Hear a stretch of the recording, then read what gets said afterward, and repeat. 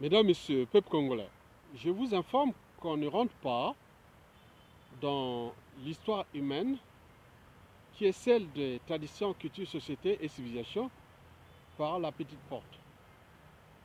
Bien entendu, notre dictateur infatigable, Denis Sassou Nguesso et son clan, croyaient qu'ils étaient rentrés dans l'histoire humaine. Bien au contraire, ils étaient rentrés par la petite porte. Ils vont certainement sortir par la petite porte. Pour rentrer dans l'histoire humaine des peuples et des sociétés et des civilisations, il faut rentrer par la grande porte. Ceci est d'ailleurs un cas de prise de conscience individuelle et collective sur différentes échelles, individuelle, locale, nationale et continentale et voire planétaire. Mesdames et messieurs, bon, vous avez vu le Jean-Marie Michel Mokoko ne s'est jamais affronté à la force. Bien au contraire, il s'était tué. Il ne sait pas s'affronter à Sassou Nguesso et non plus au peuple congolais. Et pourquoi? Parce que là, nous sommes dans la notion de la durabilité. Laissez le temps au temps. Il avait d'ailleurs dit qu'avec ma modeste expérience de ce pays, le Congo-Brazzaville, je préfère laisser le temps au temps. Et pourquoi? Déjà pour lui qui a dirigé l'état-major des armées, et au passage de la fin de la guerre froide, service secret, renseignement militaire et autres, il a dit qu'avec ma modeste expérience, je préfère laisser le temps au temps. Et le temps va certainement lui donner raison. Et après lui, combien d'autres individus qui l'ont bien compris? Mesdames, Messieurs, ceci dit, et je vais ici vous poser la question de savoir pourquoi le ciel est-il tombé sur le dictateur Sassou Nguesso et son clan au pouvoir tyrannique. Mais pour traiter la question posée, donc il faut partir des faits historiques, déjà de la nature, des traditions, des peuples, des sociétés et des civilisations, et puis décrypter les problématiques de la tyrannie de Sassou Nguesso, qui pose aujourd'hui des problèmes à son peuple et aussi à ceux qui les ont placés là, dans la France-Afrique. Et deuxièmement, voir quels sont les enjeux en cours, et notamment à l'échelle du Congo-Brazzaville, mais également de la France-Afrique, et n'oublions pas à l'échelle continentale et planétaire. Mesdames et messieurs, historiquement, je vous l'ai toujours dit que à chaque fois qu'une espèce vivante, qu'elle soit végétale ou animale, a atteint le gigantisme ou la superprédation, elle a toujours disparu. Historiquement, en tenant compte des sons de la vie et de la terre, des sons de l'évolution, des maxi-sciences, historiquement, retenez bien, à chaque fois qu'une espèce vivante a atteint le gigantisme, il a disparu. Vous avez par exemple pu voir, il y a 60 millions d'années, les dinosaures avaient atteint la superprédation. Et vous avez vu, le gigantisme et la superprédation, ils ont disparu. Les mammouths au quaternaire ont disparu. Mais à l'échelle des traditions, cultures, sociétés et civilisations, vous avez par exemple pu voir, déjà en commençant par l'empire chinois, en arrivant à l'égyptologie, puis l'empire romain, Jésus-Christ, l'empire grec d'abord, hein, d'égyptologie à l'empire grec, 300 ans avant Jésus-Christ, puis arrivé à Jésus-Christ, puis l'empire romain entre le 1er et le 5e siècle, l'Antiquité, le Moyen-Âge, la Renaissance, le siècle des Lumières, le 19e siècle, le 20e, aujourd'hui nous sommes au 21e siècle, en allant vers le 22e siècle. Vous avez eu des puissances économiques qui sont affichées, après ils ont disparu. Bien sûr que rien ne se crée, rien ne se perd, tout se transforme et se sont transformés. Mais donc sur ce plan historique de la nature, des peuples, des sociétés et des civilisations, il vaut mieux rester modeste. Il faut mieux comprendre comment fonctionnent ces mécanismes-là. À ce moment-là, on peut s'adapter. Comme je vous l'ai toujours dit, que ce n'est pas les plus forts ni les plus intelligents qui survivent, mais ceux qui s'adaptent au changement, en tenant compte des enjeux majeurs. Et là, sur ce plan historique, notre dictateur croyait qu'il était au sommet du monde, et qui pouvait tuer, briser des vies et faire ce qu'il veut. Mais or que la vie n'a pas été toujours comme ça. Donc la vie est une forme de modération, d'adaptation de ces équilibres-là. Et donc Sassou Nguesso, la parenthèse Sassou Nguesso va certainement se fermer parce qu'en tenant compte de ces faits historiques, Sassou Nguesso est à l'apogée de sa tyrannie. C'est-à-dire il a atteint certainement le gigantisme, la superprédation contre le peuple congolais et même contre ceux qui les ont placés là d'ailleurs. Et donc vous avez vu les résultats qui s'annoncent. Et en tenant compte de ces faits historiques que j'ai succinctement résumés ici, bon, vous pouvez, en votre âme et conscience, et puis avoir une part de philosophie. Parce qu'au moment que vous comprenez comment fonctionnent ces mécanismes complexes qui sont d'abord naturels, puis de la vie, de la création, de l'univers, des traditions, cultures, sociétés, civilisations, on dit que l'histoire n'est pas encore finie. Donc quand on arrive là, il faut rester modeste et chercher toujours des formes d'arbitrage, de synergie, de consensus, de dialogue, de complémentarité, et en mettant toujours l'idée que le bonheur est le but de la condition humaine. Et donc il faut apporter le but de la condition humaine aux uns et aux autres. Et deuxièmement, comprendre que nous sommes dans des mécanismes complexes où il y a des interdépendances, il y a des problématiques de domination, de puissance et autres. Il faut trouver des stratégies. Et comme on voit dans la nature, les poids, les autres s'adaptent. Mais ça soit arrivé là, il croyait qu'il était au sommet, il pouvait briser les vies, et voilà les résultats qui s'annoncent.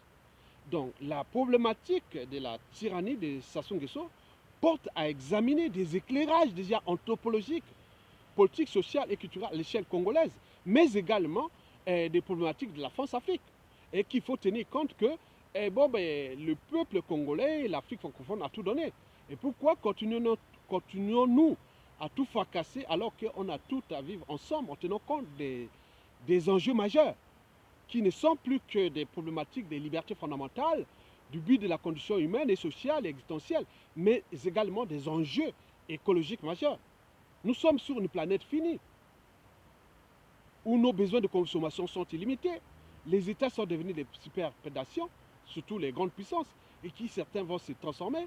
Alors, depuis la fin de la guerre froide, il est arrivé d'autres puissances économiques, mais ils vont monter en puissance et après ils vont atteindre les gigantismes et la superprédation, ils vont certainement se fracasser. Historiquement, ça a été toujours comme ça. Et donc, sur les enjeux à tenir, que Sassou Nguesso, en voulant se mesurer à son pion, à son donneur d'ordre, à celui qui l'a placé là, il croyait qu'il était déjà devenu l'éternité, il était rentré dans l'éternité. Bien au contraire, Sassou Nguesso ne représente qu'une minute du destin du Congo, depuis la création de ce pays, jusqu'à ce qui va encore exister tout au long du 21e siècle, 22e siècle et plus. Donc, sur ce plan, la France, les enjeux, et dit non, mais Sassou Nguesso a tué non seulement l'image de son peuple, mais également de la France. Il est en train de tout foutre en l'air. Ce qu'on l'a fait, bien sûr que dans la superprédation, le gigantisme, la France, son sous-préfet ou contre-maître, oui, les enjeux sont là. La France ne peut pas tolérer ça. Donc, comme les États n'ont pas d'amis, ils n'ont que des intérêts. Donc, les intérêts de la France, quelque part, deviennent problématiques avec ce monsieur-là. Donc, il faut changer de paradigme. Comme la vie à bicyclette. Pour garder l'équilibre, il faut avancer. Donc, le monde que nous vivons est un processus de notre pensée. Il ne peut être modifié sans repenser nos modes de pensée. Donc, la France de Macron, aujourd'hui, peut-être l'a compris. Déjà, regardez ce qui s'est passé historiquement. Regardez ce qui s'est passé de manière positive. C'est que Giscard d'Estaing avait déjà fait avec Bokassa. Bokassa avait atteint la superprédation et le gigantisme.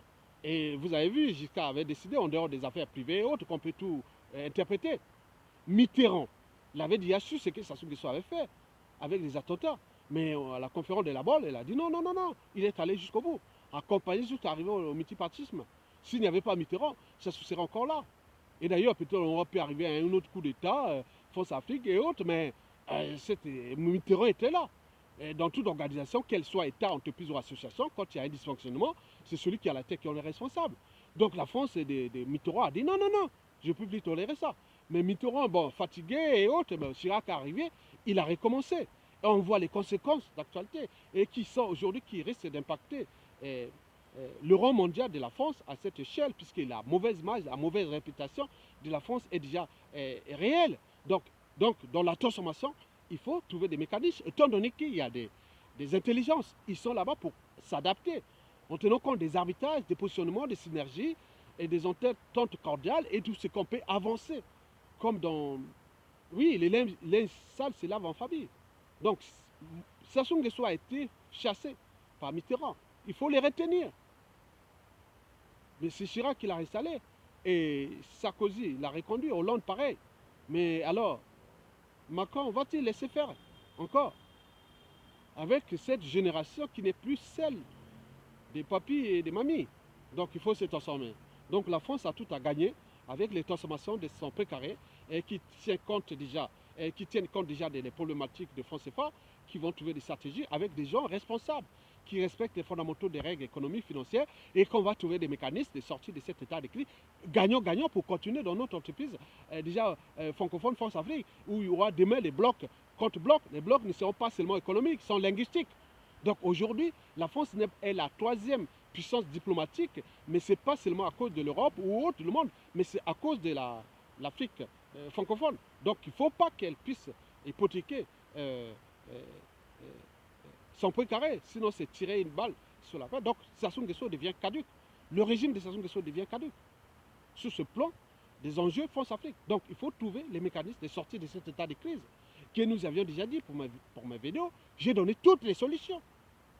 Depuis presque 5 ans déjà à mes vidéos, à chaque fois je propose.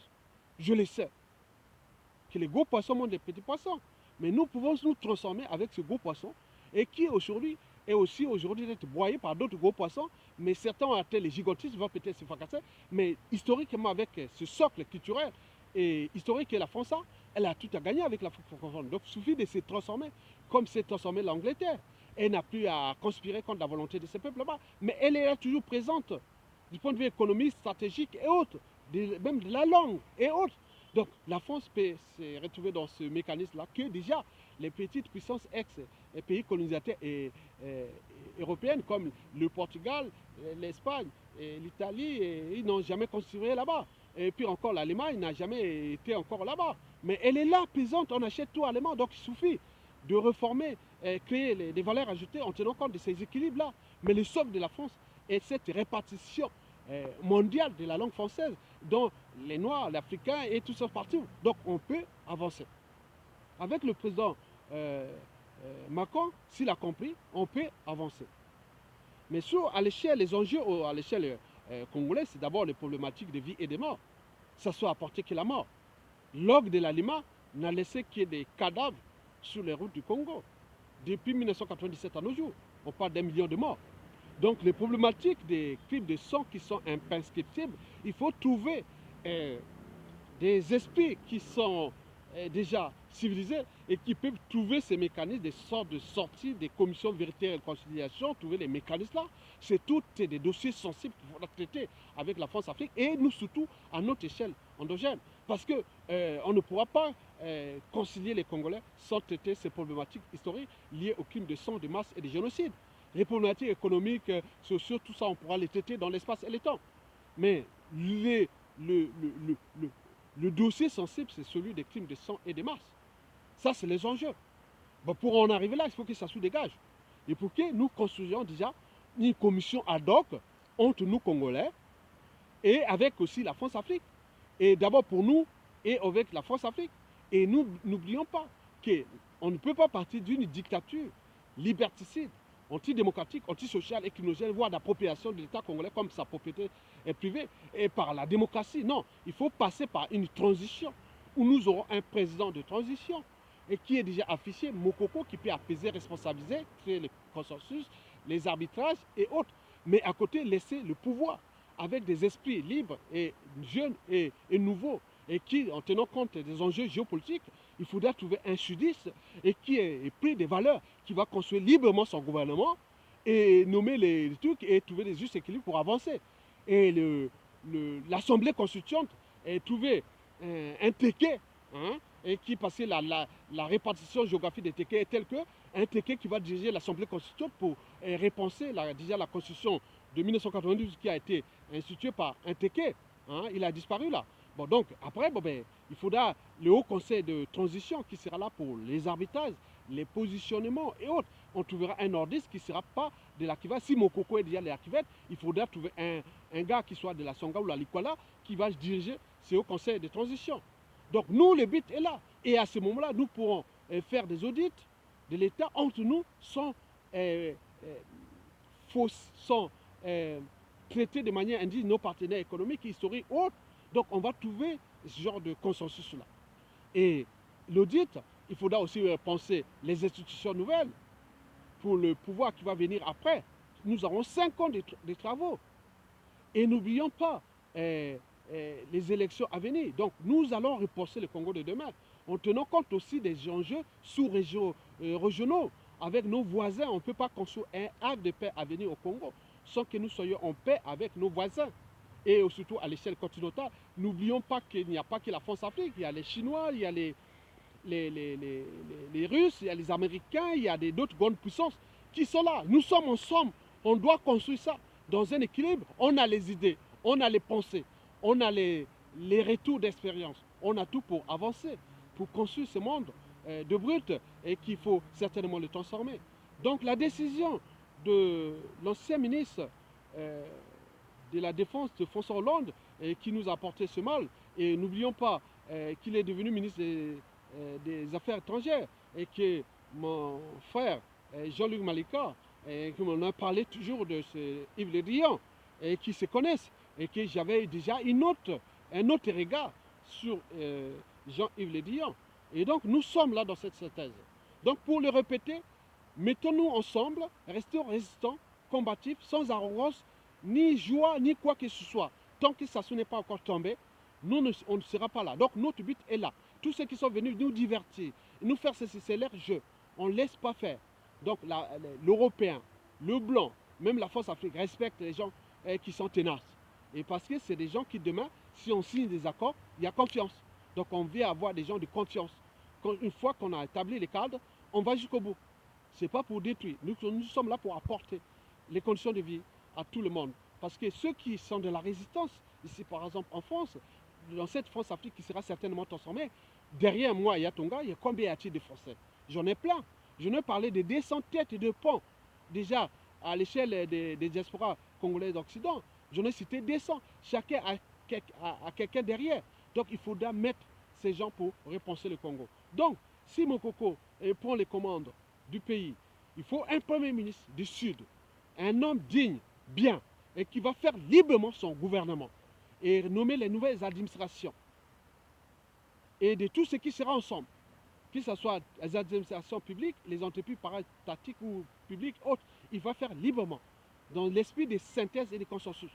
Et après, l'Assemblée constituante, 10 membres par département, majoritairement les résistants, mais également ceux qui à un moment donné ont été avec Sassou, mais qui s'étaient trompés. Les doutes s'étaient installés d'ailleurs dans le clan ou dans les dignitaires. Donc il faudra trouver ça.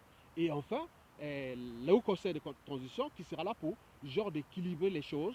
Bon, donc en partant déjà par la Constitution de 1992, il faudra intégrer un règlement intérieur que tout individu qui veut entrer dans la transition doit obtempérer aux injonctions déjà de la Constitution de 1992 et intégrer avec le règlement intérieur qui sera fait entre le président de la République, le Premier ministre, le gouvernement, l'Assemblée constituante et le Haut Conseil de transition, dans le sens de l'intérêt général et du consensus et des enjeux majeurs à venir.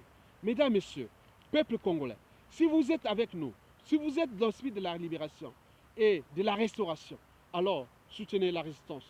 Et quels que soient les enjeux, nous serons toujours du côté de l'intérêt général et du consensus, que ce soit avec nos partenaires économiques et géostratégiques comme la France et autres. Vous avez tout compris. Mesdames, Messieurs, donc le temps n'est plus à l'indignation. Le temps est venu d'agir et commencer à vous mobiliser. Et au niveau civil, politique et militaire, et commencer à montrer à la France qu'on est capable, comme cela s'est passé en Algérie. au Soudan et autres, la France va nous accompagner. Parce qu'il sait que Sassou, c'est du passé. Sassou a sué l'image de la France. La France a perdu beaucoup d'euros au niveau des institutions internationales à cause du soutien de Sassou Nguesso sous prétexte de la France-Afrique. Et cette France-Afrique ne va plus durer comme ça. Donc, ils ont tout compris. Donc, les raisons pour lesquelles la tension est vive, l'électricité est dans l'air, vous devez les rester humbles, raisonnables, consensuels, stratégiques et dialogiques d'ailleurs, synergiques et complémentaires et dans l'essence de l'intérêt général et des enjeux à venir. Mesdames et messieurs, je vous remercie.